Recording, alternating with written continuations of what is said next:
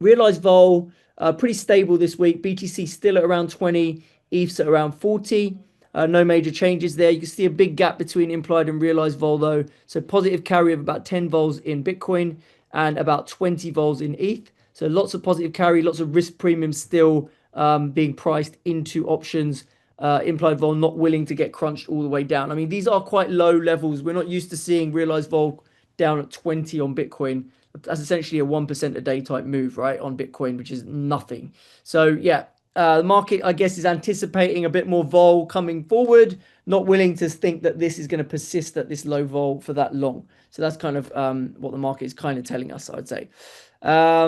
Looking at the OHLC charts, we do have breaches to the downside, as you can see. So we had one test there on Bitcoin on the 19th. So that was on Friday. And then we obviously broke down below the implied range yesterday, not yesterday, on the 22nd, basically. Yeah. So that, yeah, sorry, that is yesterday. So the fact that we've seen no breaches on the upside and all the breaches to the downside definitely shows a clear bias, on the downside. Similar story on ETH. We had a test there, we had a break there. So it's kind of mirroring what we're seeing in Bitcoin in terms of the price action. Curves are still in contango, so we haven't had a big pop in vol or anything like that. So on the week, we can see very, very small grinding lower in the front end of the vol. But then as we go end of October onwards, actually a small bid to vol, half to a quarter of a vol bid, nothing too dramatic.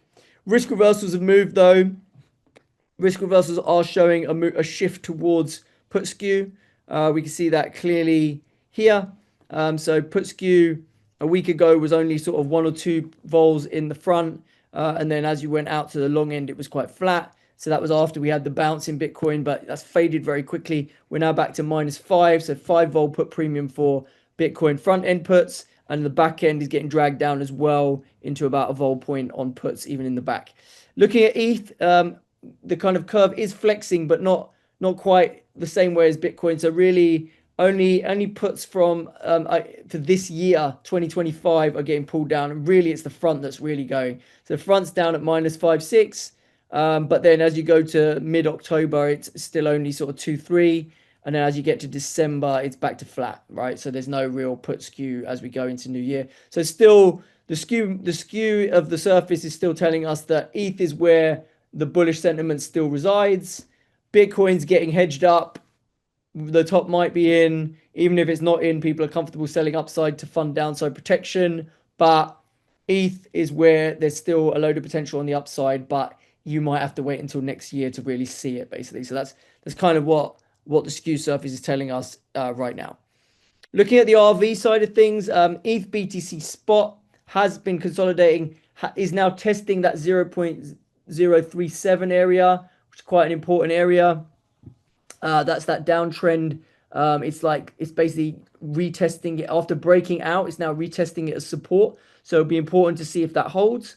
The vol spread is stable. You can see here the vol spread still in the front end is kind of sitting at around 28, and it spikes to about 30, and then it comes back down. And the long end it's sitting just around 20, 22, 21, 22.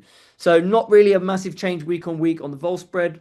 The inverted term structure, though, of this vol spread does suggest that clearly the demand for ETH gamma is there, and there's a belief that ETH is going to out-realize Bitcoin by around 30 vols, even though right now it's only out-realizing by about 20 vols. So the market's essentially saying they don't think this calm in ETH is going to stay for long. So they believe that ETH's going to have much bigger moves, which I tend to sympathize with. And then looking at the skew differential compared to a week ago, the absolute front end is showing a little bit of a put premium in favor of ETH, but then as you go out a couple of weeks and beyond, it's all sitting at about 2 vols over, 2 to 3 vols over for ETH. So ETH definitely more bullishly biased as we go further out the curve, as we already said when we're looking at skew. All right, so that's where we're at in terms of crypto. So still think you probably do want to have some put hedges on Bitcoin.